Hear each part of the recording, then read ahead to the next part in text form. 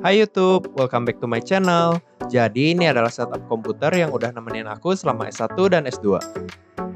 Komputer ini juga terasa sangat kencang karena sudah ditenagai dengan Threadripper dan hardware lain yang mumpuni.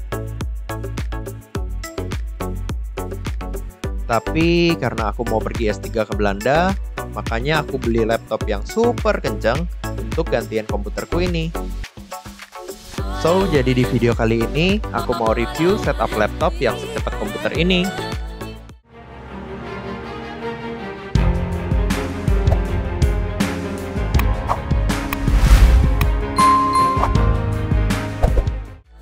Di paket pembelian, aku dapat tas dengan tulisan-tulisan khas ROG yang menyala saat terkena cahaya.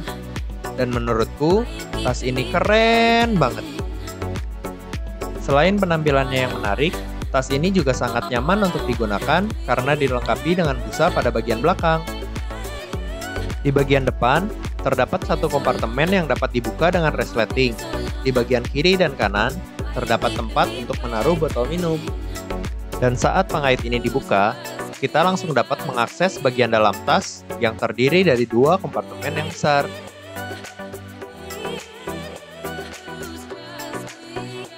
Selain itu, di bagian atas terdapat resleting untuk mengakses langsung bagian dalam tas. Overall, tas ini sangat sempurna untuk membawa laptop super kencang yang selanjutnya akan aku review. Nah, jadi ini nih, laptop ROG G553KM seharga Rp27.799.000 yang cepatnya udah kayak komputer. Dari boxnya aja udah bikin deg-degan ya, saking kerennya. Dari sisi hardware, laptop ini ditenagai oleh prosesor Ryzen 9 5900HX yang dipadukan dengan GPU RTX 3060 yang memiliki VRAM sebesar 6GB. RAM yang dipakai juga sudah memiliki konfigurasi dual channel dengan total kapasitas 16GB. Sementara, memori yang digunakan adalah SSD M.2 PCIe generasi ketiga dengan total kapasitas 1TB. Jadi, dengan spesifikasi bawaan aja, aku udah yakin laptop ini bisa gantiin performa komputer aku yang lama. Waktu pertama kali aku buka laptop ini, feel premiumnya itu kerasa banget. Ditambah lagi pas lihat keyboard sama touchpad-nya yang keren dan elegan.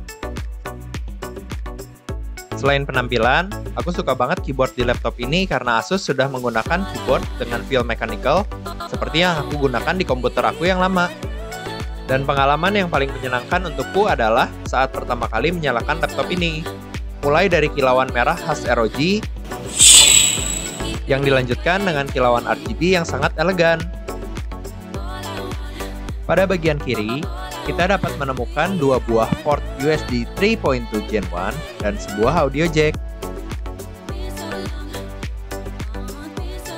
Sementara, di bagian kanan hanya terdapat satu buah port untuk memasang ROG Keystone 2. Di bagian belakang, tersedia port USB 3.2 Gen 1, port USB Type-C yang bisa digunakan sebagai DisplayPort maupun charging port, HDMI port 2.0B, sebuah LAN port untuk koneksi dengan kabel yang stabil dan kencang, dan sebuah charging port.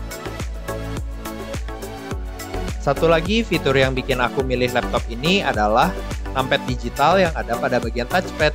Selain bikin keyboard lebih luas karena nggak perlu naruh numpad fisik, numpad ini juga sangat praktikal untuk dipakai kerja. Dan seperti yang kalian tahu, aku suka banget buat konten Genshin Impact. Nah, untuk render dengan kualitas Full HD menggunakan software rendering, laptop ini sudah secepat komputerku yang lama. Sementara, untuk hardware rendering, laptop ini lebih cepat sekitar 30% karena sudah ditenagai dengan GPU RTX 3060 yang terbaru. Next, di paket pembelian aku juga dapat gantungan kece yang di dalamnya ada ROG Keystone 2. Keystone 2 ini bisa dipakai untuk nyimpan profile RGB, ngaktifin shadow drive, dan fitur-fitur lain yang dapat diatur dari software Armoury Crate bawaan ROG. Cara pakainya juga gampang banget, tinggal colokin aja ke tempat yang udah tersedia di bagian kanan ini. Selain itu, aku juga dapat webcam eksternal beresolusi Full HD yang dihubungkan dengan kabel USB. Cara pasangnya juga gampang banget, tinggal buka aja bracket di bagian belakang kayak gini. Terus tinggal taruh deh ke laptopnya. Aksesoris terakhir yang aku dapat adalah mouse ROG Cakram Core. Feel dari mouse ini clicky banget dan dilengkapi dengan beberapa tombol makro dan juga joystick. Seperti ROG Cakram pada umumnya, mouse ini juga dapat dibuka dengan mudah. Untuk ditambah pemberat buat dapetin feel penggunaan yang paling nyaman buat user, maupun diganti clickernya. Jadi kalau klik kirinya udah nggak terlalu clicky lagi, tinggal ganti aja deh. Overall, kekurangan dari laptop ini hanya layarnya aja yang kurang tajam dan bobotnya yang cukup berat, sehingga sulit untuk dibawa. Tapi, spesifikasi bawaan laptop ini cukup banget kok dipakai untuk memenuhi aktivitas dari yang ringan maupun berat. Walaupun udah oke banget, aku masih beli beberapa aksesoris tambahan untuk menambah kenyamanan saat memakai laptop ini. Aksesoris pertama yang aku beli adalah SD card reader RDF5 dari Transcend. Simply karena laptop ini tuh nggak punya SD card reader bawaan. Selain bentuknya yang ringkas dan mudah dibawa, kecepatan transfer dari USB ini juga keren banget. Waktu aku coba transfer file sebesar 7,16 GB, card reader ini tuh 4 kali lebih cepat dibanding kalau aku transfer langsung dari kamera Sony ZV-1 yang biasa aku pakai. Aksesoris kedua yang aku beli adalah USB hub aluminium dari Aoki. Kalau diperhatiin dari tadi ya, aku tuh butuh banyak banget USB port buat mouse, webcam, SD card reader, dan cooling tambahan yang aku beli.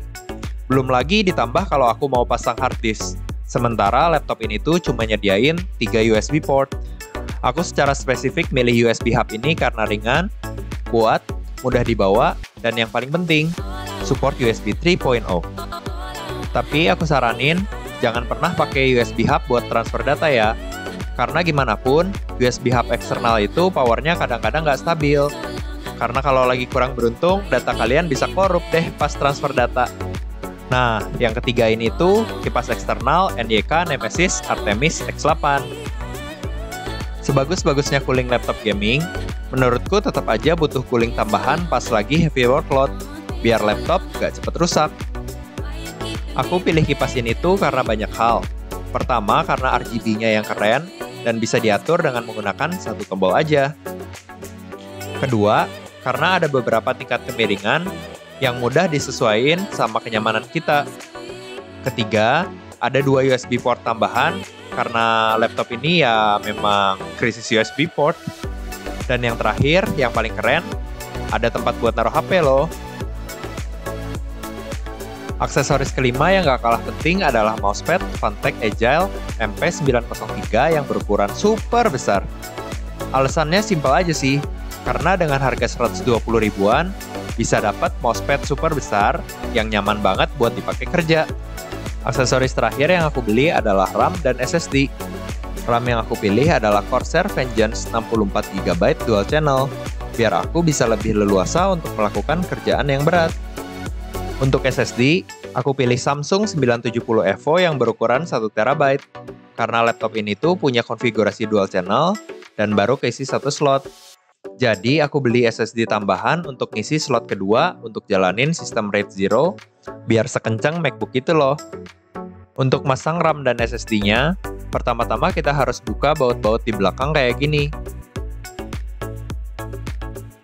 Terus, kita buka casing belakang yang menurutku itu susah banget dan perlu bantuan kartu ini. Setelah casing belakang kebuka,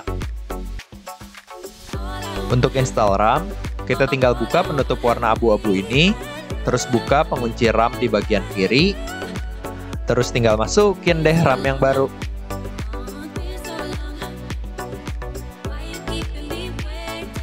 Untuk install SSD, baut penahan SSD-nya tuh susah banget buat dibuka, sampai aku tuh hampir frustasi. Dan berhasil dengan bantuan Tang. Dan ini adalah penampakan saat RAM dan SSD-nya udah selesai terpasang. Tada! Ini adalah penampakan saat semua aksesoris udah terpasang. Terima kasih buat kalian yang udah nonton video ini, dan sampai jumpa di video selanjutnya. Bye-bye!